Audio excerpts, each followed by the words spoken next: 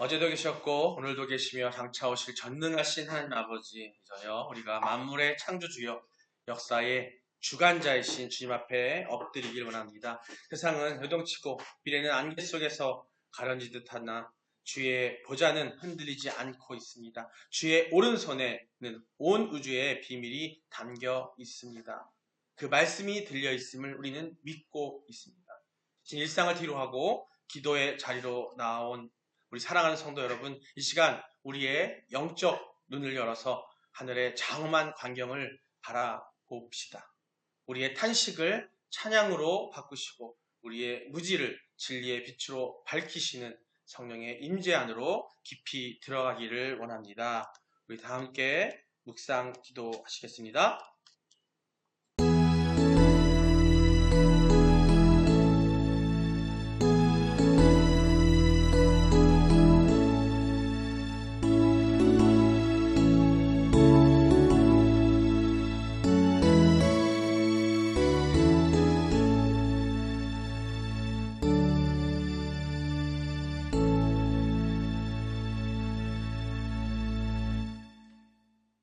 하나님은 영이시니 예배하는 자가 영과 진리로 예배할지니라.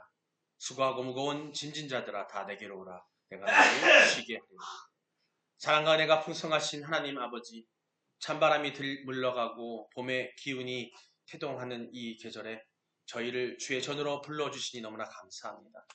세상의 헛된 소리에 귀 기울이지 않고 오직 진리의 말씀 앞에 서기를 원합니다. 이 시간 성령께서 우리의 눈을 밝혀주시고 또 감추어진 하늘의 비밀을 보게 하여 주시옵소서.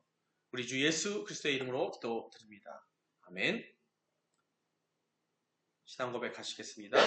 전능하사 천지를 만드신 하나님 아버지를 내가 믿사오며 그 외아들 우리 주 예수 그리스도를 믿사오니 이는 성령으로 잉태하사 동정녀 마리아에게 나시고 본디오 빌라도에게 고난을 받으사 십자가에 못 박혀 죽으시고 장사한 지 사흘 만에 죽은 자 가운데서 다시 살아나시며 하늘에 오르사 전능하신 하나님 우편에 앉아 계시다가 저리로서 산자와 죽은 자를 심판하러 오시리라. 성령을 믿사오며 거룩한 공예와 성도가 서로 교통하는 것과 죄를 사하여 주시는 것과 몸이 다시 사는 것과 영원히 사는 것을 믿사옵나이다. 아멘. 예, 오늘 말씀입니다. 오늘 요한계시록 이제 5장으로 들어갑니다. 5장 1절로 7절 말씀입니다. 함께 한 목소리로 꼼꼼히 봉독하겠습니다. 내가 봄에 보좌에 앉으신 이의 오른손에 두루마리가 있으니 안팎으로 섰고 7인으로 봉하였더라. 또 봄에 힘있는 천사가 큰 음성으로 외치기를 누가 두 두루마리를 펴며 그 인을 떼기에 합당하냐 하나 하늘 위에나 땅 위에나 땅 아래에 능히 그 두루마리를 펴거나 보거나 할 자가 없더라. 그 두루마리를 펴거나 보거나 하기에 합당한 자가 보이지 아니하기로 내가 크게 울었더니 장로 중에 한 사람이 내게 말하되 울지 말라. 유대 지파의 사자 다윗의 뿌리가 이겼으니 그 두루마리와 그 7인을 떼시리라 하더라. 내가 또 보니 보좌와 네 생물과 장로들 사이에 한 어린 양이 서 있는데 일찍이 죽임을 당한 것 같더라. 그에게 7뿔과 7눈이 있으니 이 눈들은 온 땅에 보내심을 받은 하나님의 7영이더라. 그 어린 양이 나와서 보좌에 앉으신 이에 오른손에서 두루마리를 취하시니라. 아멘. 예, 오늘 말씀입니다. 자, 할렐루야. 네. 그리스도 예수를 나의 주인으로 삼는 여러분 되시기를 축복합니다. 우리 서로 함께 인사 나누시겠습니다. 하나님은 당신을 사랑하십니다. 예수님이 당신과 함께 계십니다. 성령님이 당신을 이끌어 주십니다. 아멘. 할렐루야. 우리가 이제 요한계시록 5장에 들어섰어요. 4장 1절로 11절 말씀을 아주 오래 했는데 중요하니까 오래 했어요. 이제 5장 1절로 7절 말씀은 한 7주 정도 진행하지 않을까 싶은 생각이 들어요. 여러 가지 제목 놓고 봤을 때에. 그래서 오늘 말씀 제목은 뭐냐면 성경은 하나님의 경륜과 우주의 미래에 대한 유일한 계시입니다. 사도 요한이 지금 요한계시록을 쓴 이때에 말씀드렸던 것처럼 반모섬이라는 유배지에서 감옥에 갇혀서 그 하늘에 열리는 그 환상을 보게 됩니다. 그래서 그 보고 난 그 환상 속에서 하나님께 주신 그 모든 것들을 이렇게 적어 내려가는 게 요한계시록이에요. 오늘 우리가 마주한 5장은 4장에 우리가 알전에 오래 했던 4장에서 묘사했던 그 장엄한 보좌의 광경, 12장로, 24장로들이 다 모여있을 때에 그때에 그 보좌 앞에서 찬양드리고 경배하는 그 장엄한 모습을 묘사했는데 이제 구체적인 역사의 집행으로 이어지는 그런 결정적인 장면이에요. 오늘 5장에서 1절, 7절 5장의 내용. 즉 요한계시록은 우리의 앞으로 예수님이 오시기까지 있어야 할 것들을 다 열거하고 나누고 있는데 그 시작이 5장의 시작이 됩니다. 어떻게 보면 예언하지만 우리가 예수님 오실 때까지 우리가 어떻게 될 것인지에 대한 것들을 나누기 때문에 혹자들 또 많은 신학자들이나 또 목사님들이 이 계시록에 대해서 많은 의견도 있고 분분한 생각들도 있고 또 특히 또 뭐냐면 이게 미래에 대한 예정이고 또 하나님께서 계획하신 거다 보니까 이런 것들을 얘기하다 보니까 이 요한계시록을 이용해서 많은 그 이단들 또 사이비 교주들, 종교들에서 이 요한계시록을 많이 활용을 해요. 이걸 탁 틀어가지고 잘못 전달되는 경우가 많아요. 그래서 이게 중요하다고 볼 수 있어요. 예, 보좌에 앉으신 이의 손에 봉인된 두루마리 책이 있는데 그 책이 나옵니다. 우주 안에 그 어떤 피조물도 그 인을 떼고 책을 펼칠 자가 없다고 나오고 있어요.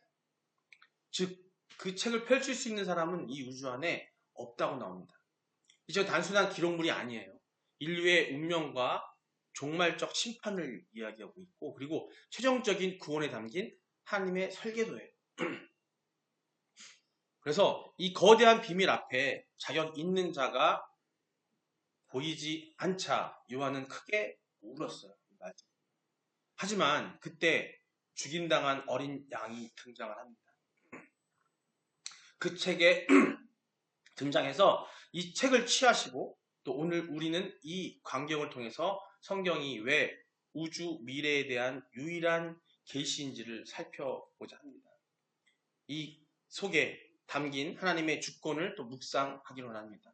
즉, 이 미래의 얘기, 이 종말의 얘기, 이 심판의 이야기 이런 모든 것들이 이걸 읽어내려가고 이끌어갈 사람은 오직 여기 말하는 어린 양은 예수 그리스도를 얘기하는 거예요.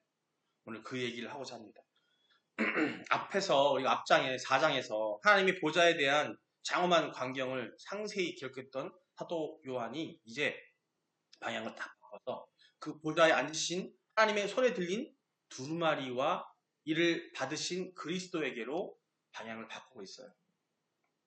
따라서 우리는 이를 통해서 하나님의 보좌에 대한 언급은 결국 이 두루마기와 거기에 봉인된 인을 떼기 위해 또 두루마리를 받으신 그리스도에 대한 계시를 위한 것임을 알 수가 있습니다. 즉, 그 장엄한 광경을 보였던 이것을 위한 이 인을 떼기 위해서, 이 두루마리의 인을 떼기 위해서. 인이란 게 뭐냐면 여러분 영화라게 보시면은 중세에 보면은 편지를 보내죠. 왕이 누구에게 어떤 서신을 보낼 때 딱 해가지고 도장 딱 찍어가지고 춘동 떨어뜨려가지고 딱 찍잖아요. 예. 그걸 보고 인이라고 해요. 그거를 두루마리에 그 인을 딱 떼면은 볼 수 있는 거죠. 근데 그 인을 아무나 못 뗀다는 얘기를 하는 거예요. 봉인되어 있기 때문에. 예. 그래서 그리스도에 대한 계시를 위한 것임을 알 수 있는데 동시에 오늘 본문 중에 중요한 것이 뭐냐면 어떤 거냐면 이게 정말 중요하다는 걸 다시 한번 확인해 주는 내용입니다. 우리가 먼저 두루마리를 보면 사도 요한은 1절에서 이에 대해서 안팎으로 썼고 7인으로 봉인하였다라고 하고 있습니다. 1절 다시 한번 보겠습니다. 함께 읽겠습니다. 내가 봄에 보좌에 앉으신 이의 오른손에 두루마리가 있으니 안팎으로 썼고 7인으로 봉인하였다. 인이 7개가 봉인되어 있는 거예요. 7인으로. 예, 여기서 안팎으로 썼다라는 것은요.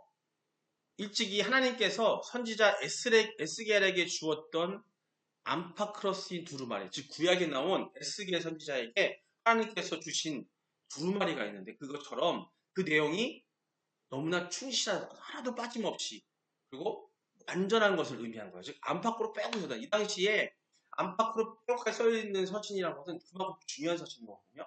그래서 이것은 에스겔서에 나오는 에스겔에게 준 하나님의 두루마리 서신을 갖다가 거기에 비유하면서 그만큼 중요한 두루마리라는 것을 이야기하고 있습니다. 우리 한번 에스겔서 한번 보고 가겠습니다. 2장 10절 말씀입니다. 함께 읽겠습니다. 자, 그가 그것을 내 앞에 펴시니 그 안팎에 글이 있는데 그 위에 애가와 애국과 재앙의 말이 기록되었더라. 아멘. 예. 하나님께서 에스겔에게 보이신 이 두루마리가 안팎으로 가득 찼던 것처럼 계시록의 이 두루마리 역시 하나님의 심판과 구원의 계획, 다른 게 아니에요. 심판과 구원의 계획이 빈틈없이 설계되어서 있다는 거예요. 여기서 안팎이라는 표현은요, 하나님의 경륜에 인간의 사상이나 우연히 개입할 틈이, 즉 하나님이 경륜이라는 건 그냥 운명에 나가시는 이 모든 계획 안에 인간의 생각, 사상과 어떤 지혜 이런 것들이 우연히 개입할 틈이 전혀 없는 아주 완벽한 하나님의 주권적 작정임을 강조합니다. 여기는 누구도 개입할 수 없고 하나님의 그 주권적인 그 계획을 누구도 흐트릴 수 없다는 거예요. 사단조차도 누구나 또 개입할 수, 즉 절대적인 주권적인 하나님의 계획이라는 얘기를 하고 있는 겁니다. 또한 일곱 인으로 봉인되었다고 되어 있잖아요. 일곱 인으로, 그렇죠? 일곱 인으로 봉인되어 있는데 그것은 일곱이 뭐냐면 우리 성경에서 나오는 완전수들이 있어요. 즉 하나님이 쓰시는 완전한 수들이 있는데 보통 3, 7, 12, 24 나가거든요. 많은 수들이 나오는데 그 중에 7이라는 숫자가 이 완전수, 완벽한, 즉 완전함을 의미해요. 어떤 트리즘이 없이 흠이 없는 완전함을 말하는데 그 완전수를 상징하는 거죠. 일곱인이라는 거는 이 일곱이라는 숫자는. 그 내용이 바로 완전한 비밀로 감추어져 있음을 암시하는 거예요. 그러면 이제 남은 것은 뭐냐면 그 두루마리의 내용이 되는데 이 두루마리 내용이 뭐냐? 이제 그 두루마리의 내용을 열게 될 텐데 그것을 열 사람이 여기에 대해는 학자들에 따라 여러 가지 얘기가 있는데 언약이나 인간의 행위를 기록한 것이라는 얘기도 있고 그 내용이 또 여러 주장이 있지만 대체적으로 하나님의 경륜, 즉 하나님의 계획, 하나님의 그 디자인, 앞으로의 어떤 계획들이 적혀있고 특히 장차 있을 종말에 이 우리 기독교는 종말론적 종교예요. 즉 이 세상이 멸망한다고 종말한다. 끝이 있다는 거예요. 즉 종말론적 환난과 그 이후에 있는 심판에 대한 일들로 기록되어 있던 것으로 보는 것이 더 합당하다는 거죠. 그런 의견들이 되게 많아요. 그래서 이 계시록에 대한 내용이 나온 모든 내용들이 그 종말이 때가 오게 때의 이 환란의 내용들, 어떤 일이 일어날 것인지 이런 것들이 나오고 이거 알고 계시면 뭐 아마겟돈 전쟁이라든지 이런 내용들이 다 나오는 내용들이에요. 이거 계시록에 그것이 나오는데 그런 것들이 적혀 있을 것으로 신학자들은 얘기를 하고 있습니다. 여기에 많은 두루마리 안에. 왜냐하면 우리 4장에서 볼 때 4장 1절에서 이미 이 일 후에 마땅히 될 일을 내가 내게 보이리라고 말씀하셨어요. 이 일 후에 이 일이 있은 후에 내가 마땅히 될 일을 내가 내게 보이리라고 말씀하셨고 또 실제로 5장 뒤라서 6장 요한계시록 6장 이유를 보면요. 그리스도께서 이 두루마리의 인을 떼실 때의 사건이 모두 미래의 환란 또 심판을 다루고 있습니다. 그러니까 앞으로 이제 5장이 지나서 6장을 넘어가게 되면 우리는 뭘 볼 수 있냐면 이제 앞으로 있을 미래의 환란들 또 심판의 내용들을 우리가 미리 알 수 있는 거예요. 근데 이 부분에서 많은 사람들은 이런 심판과 환란을 다루다 보니까 두려워해요. 그리고 요한계시록을 무섭게 생각하고 있는데 사실은 이 요한계시록은 무서운 책이 아니에요. 왜? 이것을 무서워할 사람들은 누구냐면 그리스도 안에 있지 않은 사람들. 하나님을 알지 못하는 사람들은 무서워해야겠죠. 종말 때에 심판받는 사람은, 환란을 받는 사람도 누구냐면 우리가 아니에요. 물론 우리가 환란을 받겠지만 그 환란 또한 환란 안에서 심판이 있을 때에 우리는 천국에 가기로 이미 예정되어 있기 때문에 이걸 두려워할 게 아니라 이미 그것이 있을 것을 보여주기 때문에 우리에게는 희망이에요. 요한계시록이 희망이 돼야 되는데 어떤 분들은 이 요한계시록이 엄청나게 무서운 책이고 이 책을 통해서 두려워하고 몸을 떨리는데 그게 뭐냐면 내가 하나님과 함께 천국의 삶을 약속받은 그 믿음이 없다고 볼 수도 있는 거예요. 그래서 두려워할 필요가 없어요. 일단 그 미래를 이야기하신다는 얘기는 경고하는 거거든요. 믿음이 없는 자들에게, 하나님을 알지 못하는 자들에게 이게 올 것이니까 너희들 이제 지금이라도 언제 오실지 모르는 예수님 오시기 전에 너희들은 주 예수를 영접하고 하나님을 믿어야 된다. 3일째 하나님 믿어라는 그 경고를 얘기하는 건데 그 경고를 두려워할 사람은 뭐예요? 믿음이 없는 사람들. 여기 계신 분들은 그걸 두려워할 이유가 있을까요? 없죠. 두려울 필요가 없는 거예요. 우리는 그걸 두려워할 필요가 없는 거예요. 그 이후의 삶을 우리는 이미 약속받았고 그 소망하고 살고 있기 때문에 우리 두려워할 필요가 없는 겁니다. 그래서 이 모든 사실을 종합하면 이러한 두루마리가 권능을 상징하는 하나님의 어디에? 하나님의 오른손은 뭘 상징하냐면 성경을 통해 보면 권능이라고 해요. 하나님의 뜻은 능력. 권능을 상징하는 어디에? 오른손에 들려있는 거예요. 굳이 그냥 하나님의 손에 보좌에 앉으신 손에 들려있다고 하면 되는데 손이 아니라 오른손을 강조한 건 뭐냐면 권능을 상징하는 하나님의 오른손에 들려있다는 겁니다. 결국 인류와 우주의 미래. 인류와 우주가 뭐예요? 하나님의 창조물들이잖아요. 그죠? 이 창조물들의 이 미래에 대한 모든 계획과 집행은 누가? 오직 하나님의 손에 달려있다라는 겁니다. 때문에 하나님이 허락 없이는 그 누구도 알 수도 없고 완전한 비밀임을 이야기해주는 그런 단락이에요. 그런데 태초부터 하나님이 정하신 선을 넘는 죄를 범했던 우리 인간들. 태초부터 언제예요? 아담과 하와가 하나님께서 정하신 선을 넘었기 때문에 우리는 죄 가운데 살고 있잖아요. 그 우리 인간들은 이러한 사실에도 불구하고 언제나 교만하게도 이러한 비밀을 알려고 한다는 거. 지금도 그걸 알려고 한다는 거. 같은 상상과 같은 예측과 억측으로 그걸 알려고 하고 또 알 수 있다고 이야기합니다. 그리고 어떤 사람들은 알고 있다고 얘기하고 그 비밀이 나라고 얘기하는 사람들이 있다는 거예요. 그들이 사이비 교주들이고 이단자들인 거예요.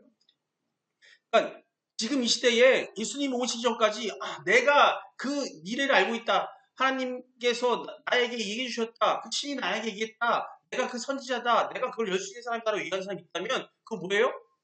그거 이단인 거예요. 그건 잘못된 거라는 거예요. 우리는 어렵지 않아요. 보면은 모든 여자 신땡땡 종교도 있고요. 많잖아요. 되게 많은데 그들이 그렇게 얘기한다면 거기에 끌려갈 필요가 없는 거예요. 이걸 안다면.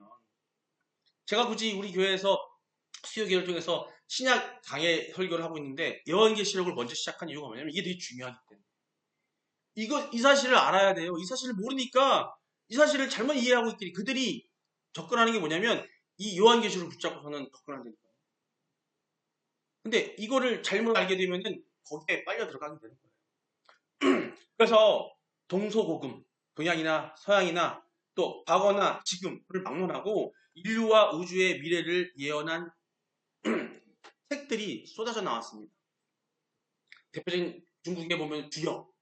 여러분 주역 아시죠? 이 주역이 뭐냐면 여러분 사주팔자 보고 여러분 뭐 1년 운세 보고 하는 거 있잖아요. 그게 바로 주역이에요.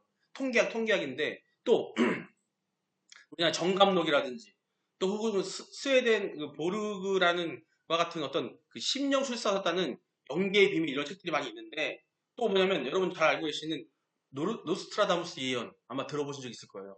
지구가 이미 그게 아니라고 얘기하죠. 그 예언들이 틀려졌다고 얘기 나오고 있지만 이 모든 것들은 뭐냐면 바로 하나님을 능가하고 그 하나님의 그 어떤 계획을 자기네들이 알고 있다고 생각하고 얘기하고 있다는 거. 그런 모든 것들은 다 아니라는 거예요. 이걸 더해서 예로부터 지금까지 수많은 말씀드렸던 사이비 이단들이 미래를 예언하는 것으로 많은 사람들을 미혹해요. 왜? 우리는 항상 미래가 확실치 않기 때문에. 여러분 무속인들 있죠? 무속인들이 우리를 올가매는 것이 뭐냐면 과거에 우리의 것들을 갖다가 알아. 그걸 능력이 있다니까요. 과거 이런 일을 알아. 그걸 빌미로 해서 미래에 자기가 모든 걸 알고 있다고 얘기하고 미래를 예측할 수 있다고 해서 우리들을 현혹한다는 거예요. 즉 우리는 미래의 불확실성에 약해요. 왜? 잘 모르니까. 하고 우리는 그 미래에 대해서 뭔가 문제가 없길 바라다 보니까 거기에 빠질 수밖에 없는데 그리스도인들은 분명한 건 뭐냐면 이 세상이 종말이 된다는 걸 알아야 되고 예수님이 오셔서 심판하실 걸 알고 있다면 우리는 그런 사소한 것들에 우리가 현혹될 필요가 없다는 겁니다. 여러분 이미 살펴본 것 같이 인류와 미래는 전적으로 하나님의 손 안에 있다는 거예요. 그렇기 때문에 기본적으로 하나님께서 이를 열어보시기까지는 철저한 암흑 속의 비밀로 감추어져 있을 수밖에 없어요. 즉, 왜냐하면 이 모두 오묘한 일들은 하나님께 속한 것이어서 이를 감추시는 것 또한 하나님의 영화를 드러내는 것이기 때문에 이것이 감춰져 있다는 것은 하나님의 그만큼 위대하시고 전능하시고 우리의 절대주라는 것을 보여주는 거예요. 그분밖에 모르기 때문에 그 숨겨진 비밀을 그분밖에 모르는 우리가 알 수 없다는 거예요. 신명기 29장 29절을 보겠습니다. 한번 같이 함께 읽어볼까요? 시작. 감추어진 일은 우리 하나님 여호와께 속하였거니와 나타난 일은 영원히 우리와 우리 자손에게 속하였나니. 감추어진 일은 우리 하나님 여호와께 속하였거니와 나타난 일은 영원히 우리와 우리 자손에게 속하였나니. 성경은 지식의 영역을 둘로 나누고 있습니다.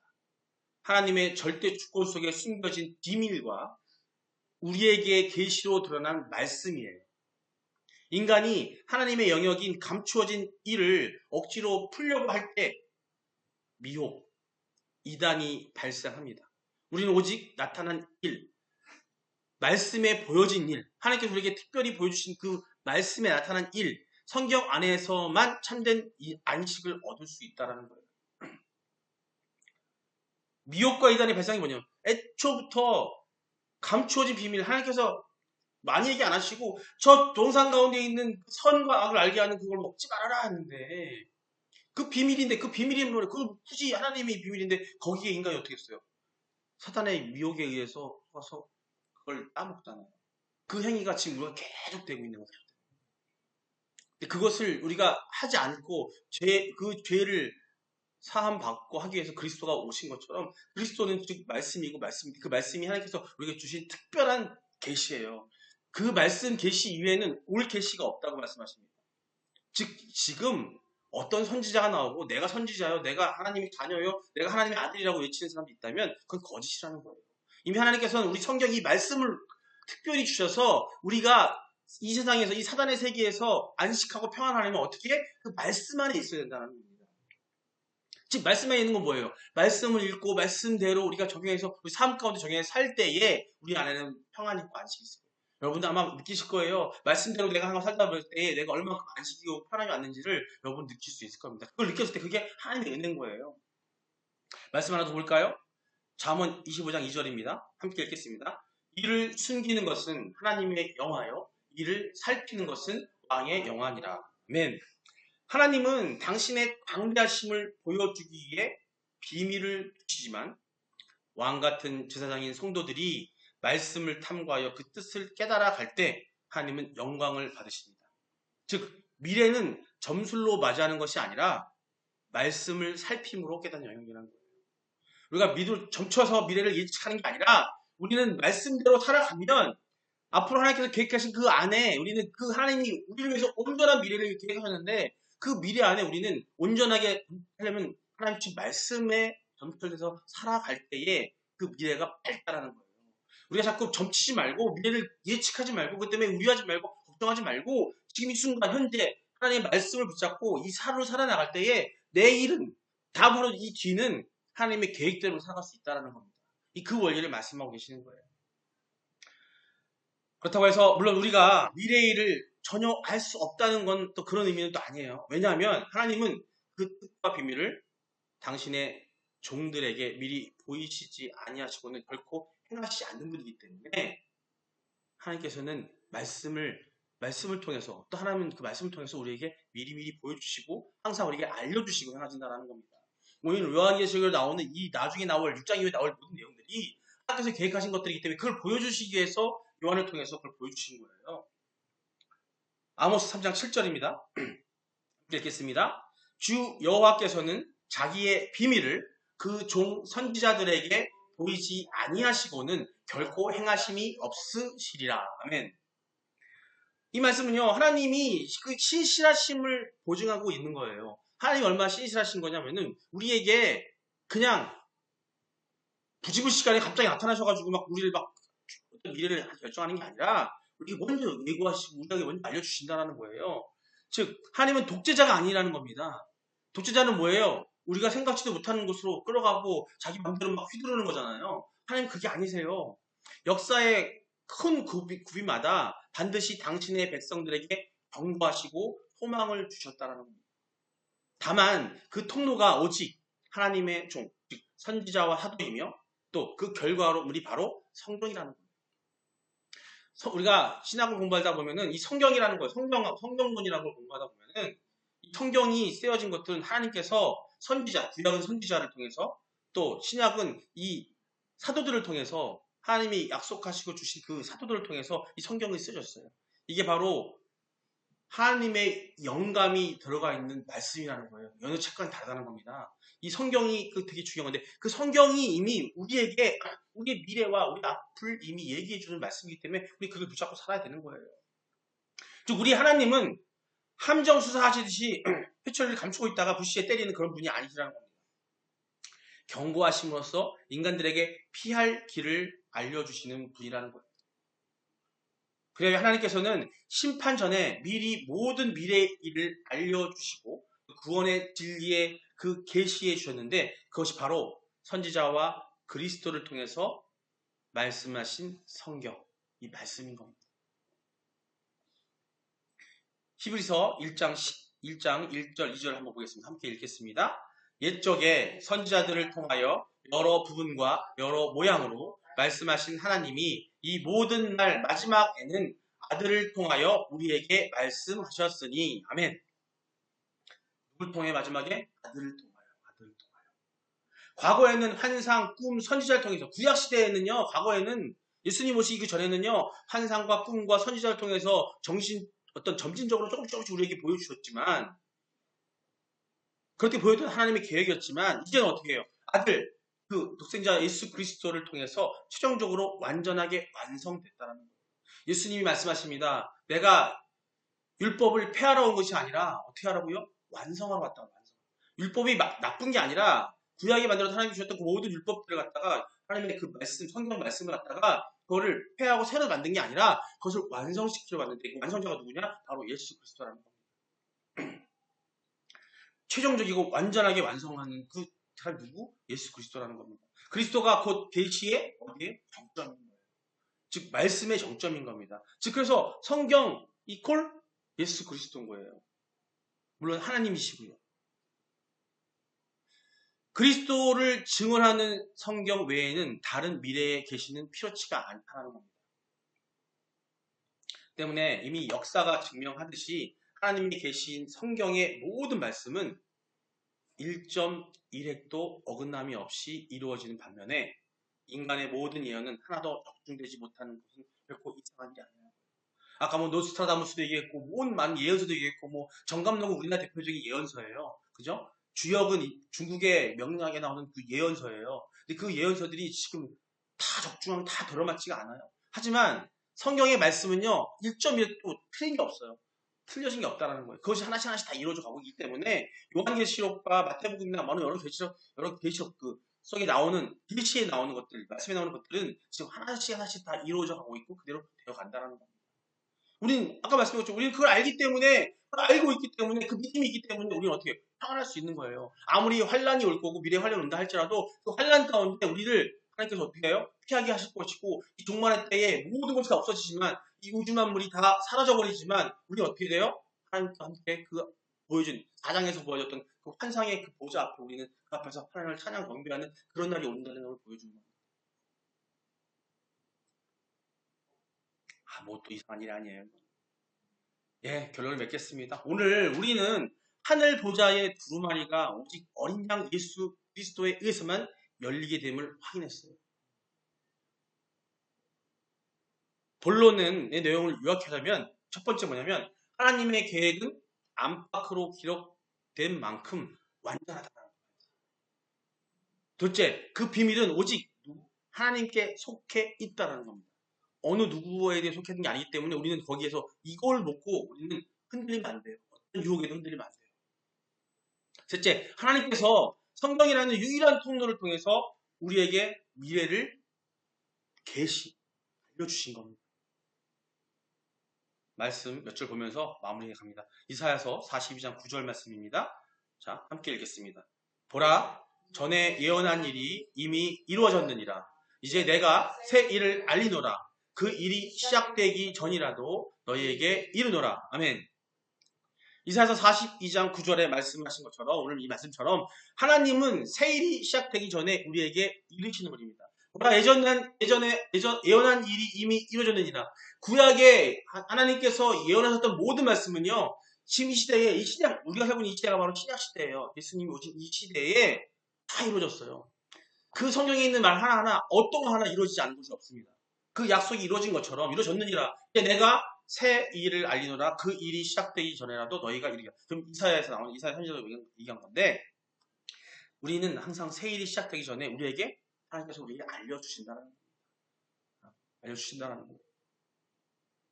베드로전서 1장 10절로 11절입니다. 함께 읽어볼까요? 이 구원에 대하여는 너에게 이 말 은혜를 예언하던 선지자들이 연구하고 부지런히 살펴서 자기 속에 계신 그리스도의 영이 그 받으실 고난과 후에 받으실 영광을 미리 증언하여 누구를 또는 어떠한 때를 지시하는지 상고하니라. 아멘. 말이 어려워요.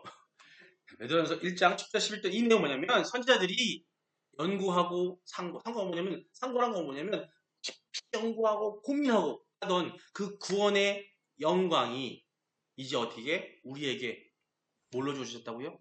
성경. 그래서 이 성경이 그렇게 중요해요. 제가 신학 공부를 하면서 가장 중요하게 생각했던 게 딴 게 아니에요. 성경. 말씀이 하나님 말씀. 이게 하나님 말씀 성경이 바로 뭐냐면 바로 계시예요. 하나님 말씀을 보고 뭐라고 하냐면은 하나님이 주신 일반 계시가 뭐라 그래서 한번 말씀드린 적 있는 것 같아요. 하나님이 주신 계시가 있는데 일반 계시가 뭐냐면 뭐예요? 이 모든 창조물. 그래서 이 일반 계시라는 게 왜 일반 계시라고 하냐면 믿지 않는 사람들도 그걸 느낄 수가 있어요.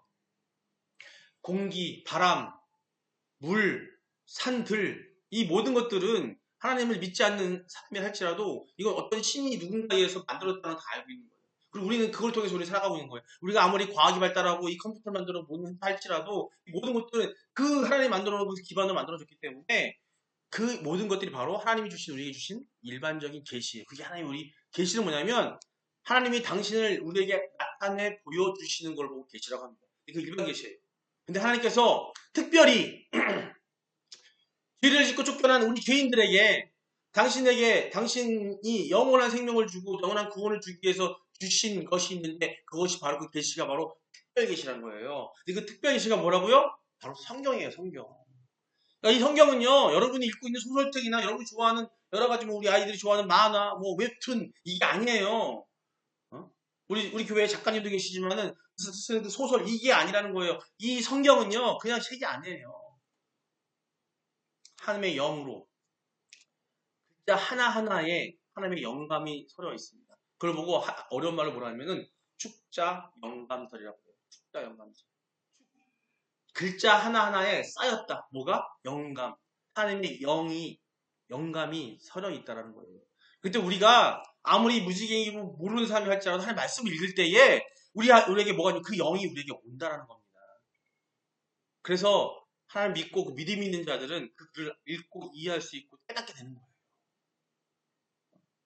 아까 우리가 했지만 어렵다고 했지만 아니요. 읽으면 우리 집사님 몇 번 읽다 보니까 느낌이 오잖아요. 깨달음이 오잖아요. 그게 가능하다는 거예요. 그게.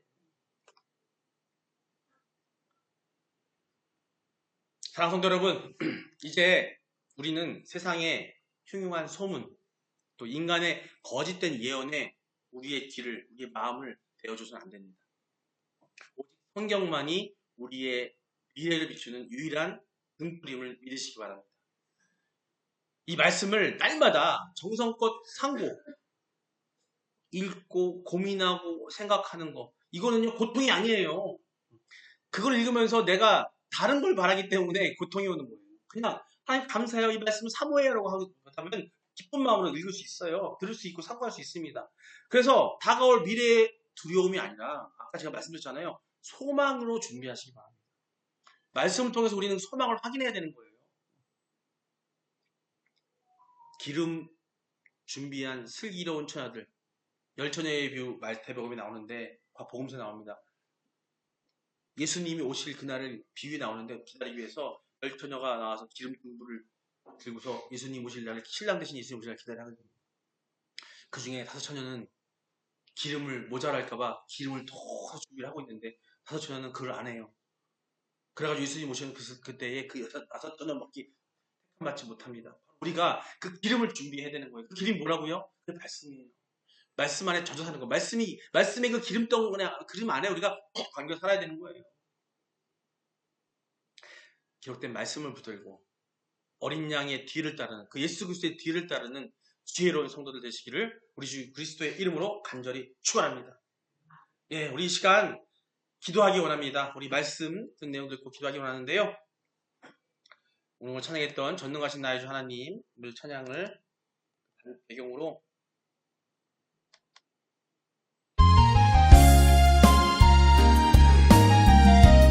우리 이렇게 기도했으면 좋겠습니다. 먼저 첫 번째 기도하기 원합니다. 말씀의 유일한 권위를 인정하는 그런 우리를 기도하기 원합니다. 오늘날 수많은 미디어와 가짜뉴스 그리고 잘못된 신앙의 이름으로 미래를 점치는 목소리들이 우리를 유혹합니다. 너무나 많아요. 아이들은 그런 것들을 보고 있고 그런 것 통해서 미래 생각하기도 하고 꿈을 합니다. 그런 것들이 아니라는 거죠. 우리가 오직 성령만이 하나님의 유일한 계시임을 고백하게 해달라고, 또 세상의 소리에는 귀를 닫고 하나님의 입에서 나오는 말씀만에 집중하게 해달라고. 다같이 주여 한번 부르시겠습니다. 주여!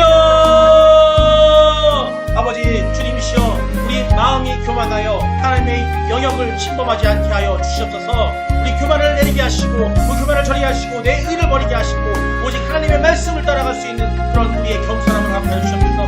그렇다면 말씀을 그 밖으로 넘어가지 않게 하여 주시옵소서. 성령의 완전성을 드리며 그 안에 담긴 하나님의 경륜을 신뢰하는 그런 믿음을 우리에게 더하여 주시옵소서. 이제 두 번째 기도드립니다. 주권자이신 어린 양에 대한 순종입니다. 우리 주 예수 그리스도의 순종입니다. 우리 역사에 인목을 떼시는 분, 그 7개 인목을 떼시는 분은 오직 어린 양 예수님이십니다. 내 인생의 두루마리 역시 주님이 오른손에 예수를 믿습니다. 우리 인생의 모든 계획, 내 모든 계획, 주님 오실 그날의 모든 계획이 주 안에 그리스도 안에 있음을 우리가 기억하시기 바랍니다. 그 기억을 가지고 기도하시기 바랍니다. 미래를 내 뜻대로 주장하였던 욕심을 회개하고 주권자이신 주님께 삶의 모든 계획을 맡겨드리는 기도를 드리기 바랍니다. 같이 주여 한번 부르고 기도하시기 바랍니다. 주여! 아버지 하나님이시여, 제 인생의 주인의 자리를 주님께 돌려드립니다. 제 인생의 기차에 그 앞에 서 계신 주님이 그 기차를 운전하시는 그 일 되기를 주님께 그 운전자를 맡깁니다. 그분들 미래를 주님이 열어주실 때까지 인내하며 기다리게 하여 주시옵고, 죽임 나가신 어린 양의 승리가 됨을 믿고 오늘도 충성스럽게 말씀을 따라 사는 내가 되게 하여 주시옵소서. 아버지 우리 모두가 되게 하시고 우리 교회 모든 성도가 되게 하여 주시옵소서. 마지막으로 기도드립니다. 이렇게 깨어있는 종말론 삶, 우리가 이 종말에 대해서 두려워하는 것이 아니라 그 소망을 갖고 깨어나는 우리가 되게 하시고, 마지막으로 하나님께서는 비밀을 그 종들에게 보이지 않고 행하시지 않는다 하셨습니다. 오늘 교회 모든 성도가 또 온라인을 통해서 파라드 예수교회 모든 성도가 말씀으로 깨어있는 시대를 분명하게 해달라고 하시 바랍니다. 막연한 두려움이 아니라 다시 오실 주님을 맞이할 신부의 단장을 하는 열처녀들처럼 우리 그 신부를 단장되는 그런 공동체가 되게 해달라고 다같이 이름으로 주여 세 번 부르기도 합니다. 주여! 주여! 주여! 주님, 우리 교회가 성경을 깊이 상고하며 지혜를 얻게 하셔서 말씀 안에 그 말씀의 기름 안에 푹 담겨 살 수 있는 우리가 되게 하여 주셔서 다가올 재앙의 경고에는 깨어 회개하고 하고 구원의 약속에는 기뻐 찬양하며 믿음의 그 소망을 가지고 그 사랑의 나라로 갈 길을 기도하면서 이 땅에서 하나님의 살아계심을 증거하는 우리의 그 빛과 소금에는 우리 모두가 되게 하여 주셔서 그 산태물로서 매 순간순간마다 예배하는 우리 모두가 되게 하여 주시옵소서. 아버지 역사하여 주시옵소서. 아버지 은혜하여 주시옵소서. 그 은혜를 다음 사람한테 하여 주시옵소서.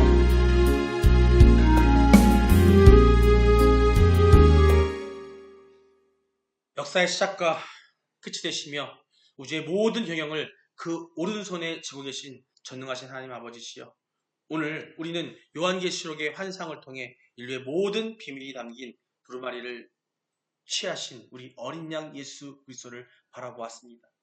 세상은 갈수록 혼탁해지고 또 미래는 불확실해 보이나 우리의 운명과 우주의 종말이 결코 우연이나 인간의 손에 있지 않고 오직 하나님의 완벽한 설계도의 힘을 안팎으로 쓰인 그 두루마리 안에 그 설계도가 들어있음을 깨닫게 하시니 너무나 감사합니다. 주님, 우리가 그동안 얼마나 어리석었는지 고백합니다. 하나님의 영역인 감추어진 일을 엿보려고 점술과 미신과 세상의 헛된 예언에 마음을 빼앗겼던 연약함을 용서하여 주시옵소서.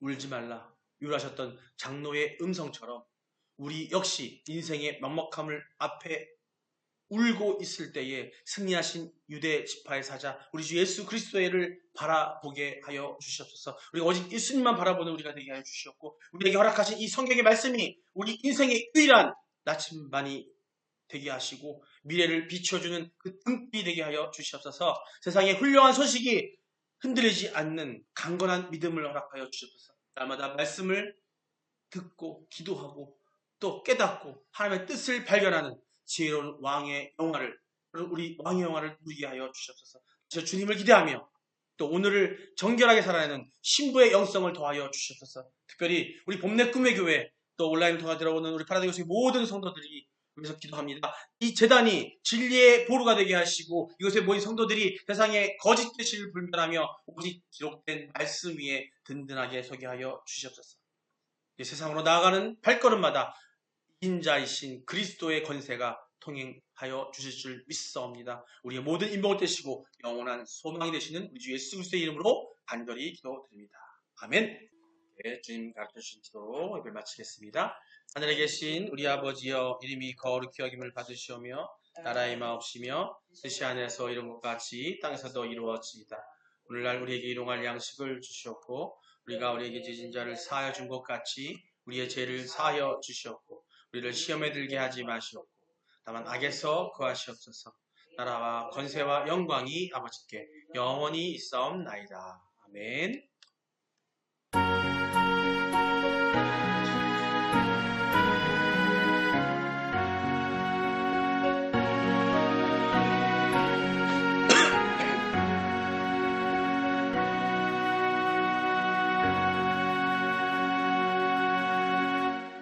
할렐루야. 주님께 영광 받습니다. 모두 수고하셨습니다.